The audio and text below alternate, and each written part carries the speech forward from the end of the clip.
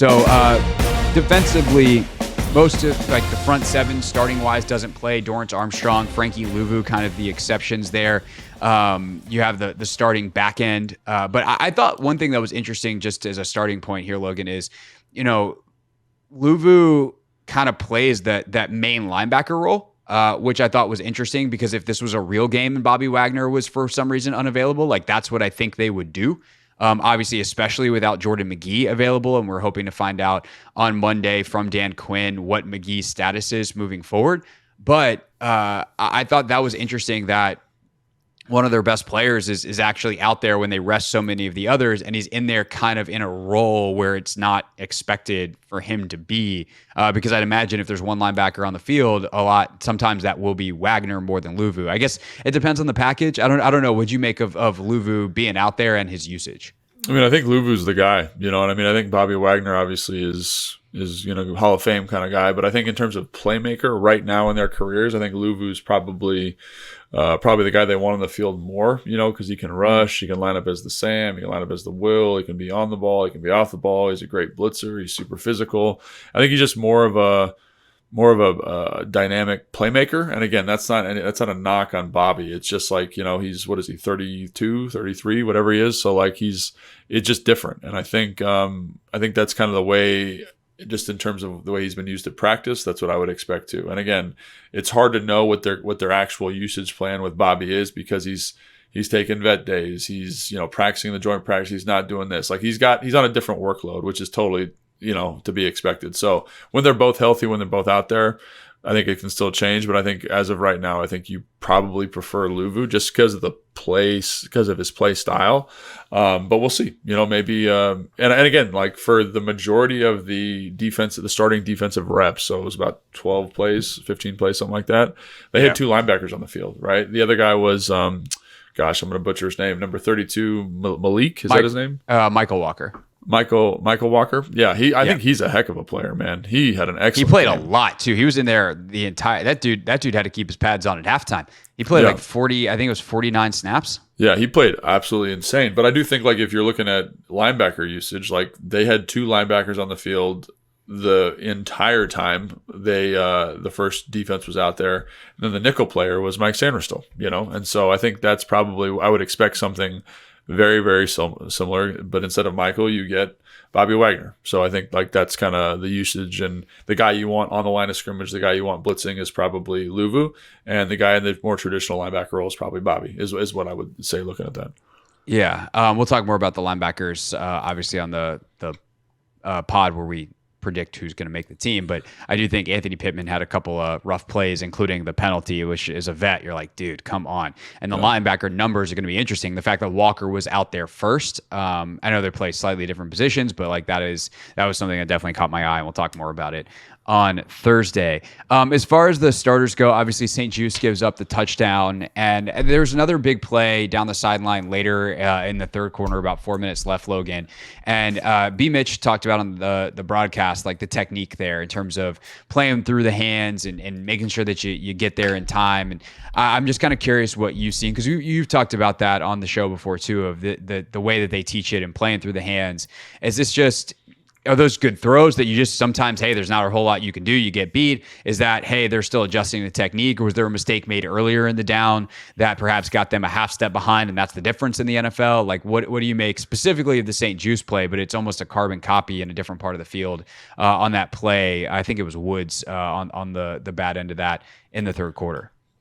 Yeah, I mean, I think with let's start with St. Juste. The only thing I would say, because I actually thought he was in pretty good relationship to the receiver, and I know people are going to be like, "Oh, don't defend him. Oh, he's trash or whatever." But he's in good position. He played a pretty good game. You know what I'm saying? And as an offensive player, I say that's like one of the better throws I've seen on a fade in a long time. Like it's not this big looping arc. It's like up and down. It's on the part. It's in the bucket. Like the receiver has laid hands. Like that ball is in a really good spot. The only thing I would say, and this is something you'd have to talk to Joe Witt Jr. about and the defensive backs coach, is like I feel like I would like him to get hands on the receiver earlier in the down. because then it just disrupts it later. And I think St. Juste does a great job with the short area quickness. He does a great job on the turn. He's in good relationship. Like, he's less than an arm's length away. And I think one way to help yourself out there would be to kind of press. And they've been working on that a little bit more. But again, I don't know based on the defensive call if that's what they're exactly looking for, or if he's comfortable with that technique yet. So on that one, I say it's a good throw. Like, it's probably the best throw I've seen on that. Like, I think a good juxtaposition is the Driscoll to Tinsley throw later and for our offense, right? Where he feels a little bit late on the throw. It's a double move, so the timing's a little bit different. Feels a little bit late. There's a little bit more air, and the DB's able to rally, recover, and play through the hands to break it up. Like, I think if you get a ball like that, I think St. Juste easily breaks it up and probably could even make a play on the ball. But that's not the throw you got. You got a throw from a guy in Tua Tagovailoa who's got paid a lot of money and showed, to my estimation, like, I didn't know he had that in the bag, that kind of throw. So is definitely playing some good football and delivered an excellent ball. So I think, again, like, I don't want to sound like I'm making excuses for him, but I think that's a pretty challenging spot to be in a DB. The only thing I would question, and again, I don't have any insight on this, I'd have to talk to the defensive staff, is do you want him to be more physical early in the down? Because that would disrupt that throw later. You know what I'm saying? It would disrupt the receiver, disrupt the timing, because Tua's throwing that essentially off a quick game. Like, it's from the gun, so it's like 1-2 out. Yeah, it's a timing throw, and so, like, it's a quick game-ish concept to the left. So I think it is a quick game setup, right? And I think with that press coverage on the outside, he probably had a hitch called because I think it was 4th and 1. Probably had a hitch called versus press or versus him within 3 yards of the cushion. You're going to convert that to a fade. I think that's exactly what you got. And again, I don't think St. Juste is in a bad spot. I think that throw is just tremendous. So, yeah. And I think I'd be so curious to ask Joe Witt, be like, all right, good spot versus optimal spot. Like, can you be, because if you get that extra half step, are you into his body? Can you drive him out of bounds a little bit? Can you potentially, if you realize what's happening, get your head around and make a play on the ball versus just trying to play through the hands because you're in trail. But again, like, if that's the coaching point, of to be in trail and to be right on that back hip and then play through the hands, then maybe it's just a matter of execution. But that's a question for Joe Witt Jr. and Juice and that staff. So I just thought it was interesting because, Brian talked about it on the telecast. I know we've talked about it before, being occasionally late playing through the hands. Yeah. But that does seem to be a case where just, hey, good job, Tua, handshake, congratulations on a heck of a throw. All right. Let's see. What else do we got? The other big, I think, talking point defensively is obviously Jamin has the play late in the game. Yeah. And I had made a note, as I'm watching, like, Jamin rush plan, we got to talk about it because, for some of the first snaps that he gets there, I feel like some of the traits started to show up. Yeah. Where he is explosive off the ball. And like Jamin talked about this week, some of the tips and tricks that some of the coaches have given him to try to unlock the reasons why he's being asked to do this in the first place. That explosive nature, being able to use his length, use his size, use his twitchiness. And yet he would just launch himself right into the middle of the offensive tackle. And you're like, that's what they want, not what you want.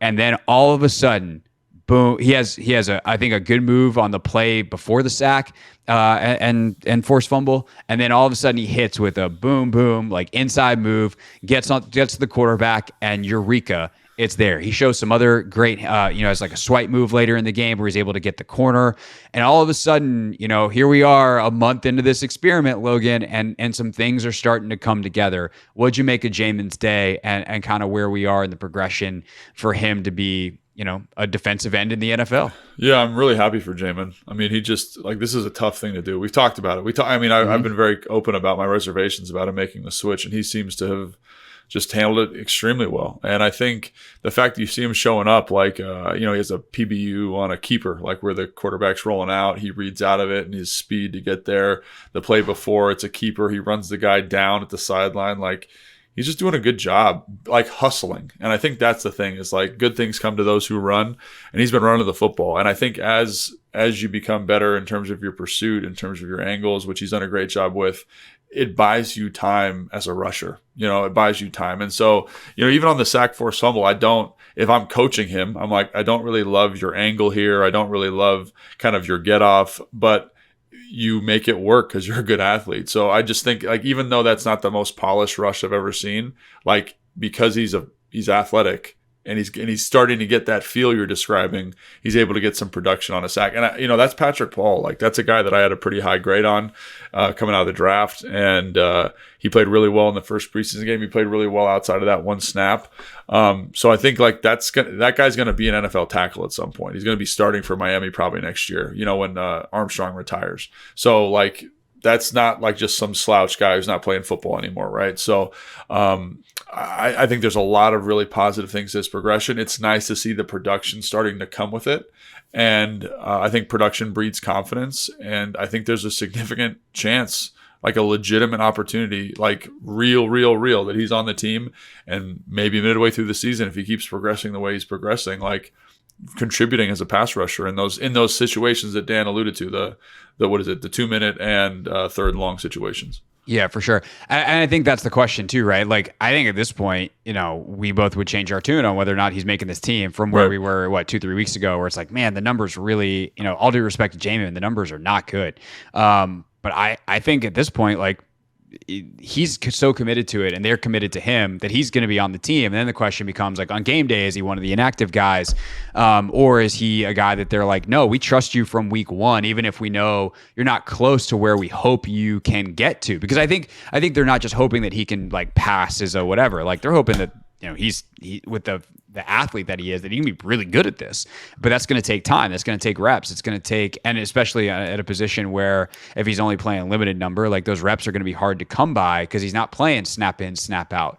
But at the same time, there's only so many of those dudes that you have, and you want to rotate your guys on game day. So is he inactive or is he active? And if he's active, he's playing, and not just on special teams. So that's going to be interesting to watch. But I think what we've seen so far is pretty good. And that, if he's out there playing some on game days, like, you're not dead in the water with Jamin Davis. And I think, the athleticism puts a floor underneath him too, that you see it on the play right before the sack. And I'm glad you brought that one up. The change of direction and, like, pursuit ability he has means that, and his willingness to do the work, to run, to hustle. Like, okay, it's a naked bootleg to your side. You get caught a little bit inside, pivot and chase a guy down, and you force an incompletion. If that happens in a game, like, that's an excellent outcome. Yeah. And so his ability and willingness to just make himself as right as humanly possible, even if it's not pretty, even if it's not ideal, as he continues to bank these reps, I think gives him a floor that makes him playable. And so I'm excited to see what it is. And I don't think that we would have said that a month ago. I think we were both scared for him a little bit a month ago.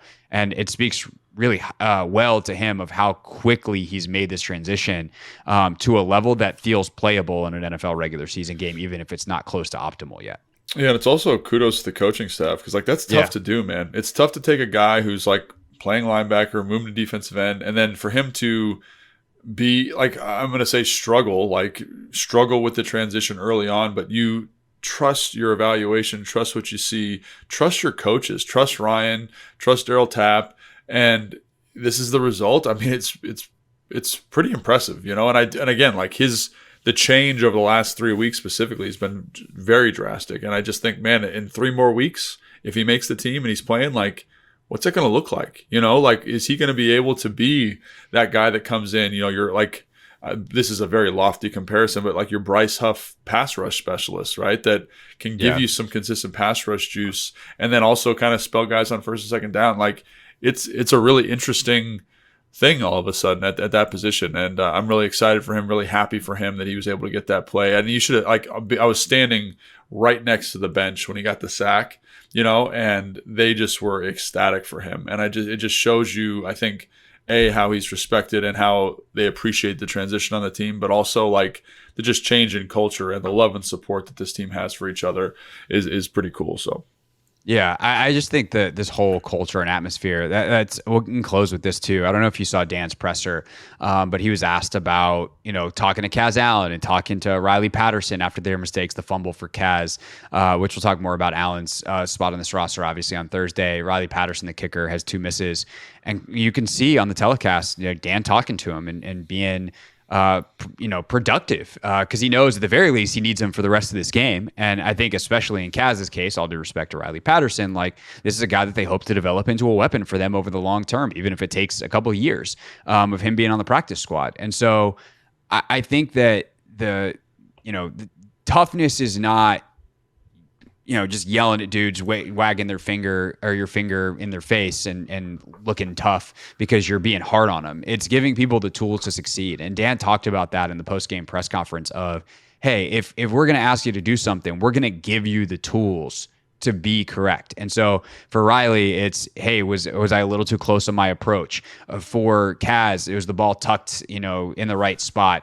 Did I have the right pressure on the ball? Like we're gonna figure out why the mistake happened and we're gonna correct it. And that is by definition, according to actually a book I'm reading right now called Do Hard Things. The definition of toughness is understanding, like challenging people, but giving them the tools to succeed. And Dan is as exceptional as any coach that I've covered in understanding that and doing that. You've obviously experienced that as a player, but I think it then creates this atmosphere that is good for everybody and is supportive. And there's a camaraderie and we're in this together. We're going to figure out our problems. And I think especially in a year where they could lose a decent number of games because they're in year one of a rebuild. And if we're realistic, that could be on the table for them. They could do a lot better, but we'll see. Having that kind of atmosphere is really, really important. And Dan's ability to, in a spring and the first part of this training camp in the summer, establish that is impressive to me. Yeah, and I think, like you said, he's the first guy that talks to Kaz Allen, after the fumble. He's the first guy that talks to him after his first carry after the fumble, just to kind of say good job. And, we talked about Kaz and kind of him switching from receiver to running back-ish. He got some carries at running back. And then I look at Dominique Hampton, and what they're doing with him and kind of the transition he's making and the support that they've given him. And I actually thought he came out of that looking pretty good and pretty confident playing linebacker for this team. So, again, it's trusting your staff. It's trusting the culture that you're building. And like you said, it's embodying that. It's embodying the support of it. Like you're not always, it's not always the stick. Sometimes it's the carrot. And I think it takes a special leader to understand when to do that. And I think Dan has that. And I think again he's empowered his staff and he's gathered a staff that also knows how to do that. So again, it's still early in the process, but I like those elements, and it's cool to see them show up in the preseason. No doubt. All right. On the Thursday show, we will do a 53-man roster projection. That's going to be really, really interesting. Numbers are tight at a couple of spots. Some really interesting players to talk about. And we'll put our Adam Peters hat on and do our best on the Thursday show. So make sure you're subscribed if you're not already on YouTube. Go ahead and hit that like button. If you made it this far, you either are sadistic or you actually liked it. So it's you're just being honest. Just hit the button so that more people can find this podcast and check it out. Leave a comment if you like, and of course, if you're listening on Apple Podcasts, Spotify, etc., subscribe, follow, whatever it is on your platform of choice. Until that Thursday show, see y'all on the radio 4 to 7 on the Team 980 for the Hoffman Show, and Logan, of course, doing everything over with the Commanders, the Command Center show. He's got podcasts, he's got digital shows. He does whatever Fred Smoot says. It's a good time. All right, that's it. That's all for this edition of Take Command. We'll see you next time. Thanks for watching and listening. Thanks for watching this clip of Take Command, which has a brand new home. That's right. You can watch on YouTube at the Team 980. You can also listen to full episodes in the free Odyssey app, which is now enabled with Apple CarPlay. So we'll just, follow you around.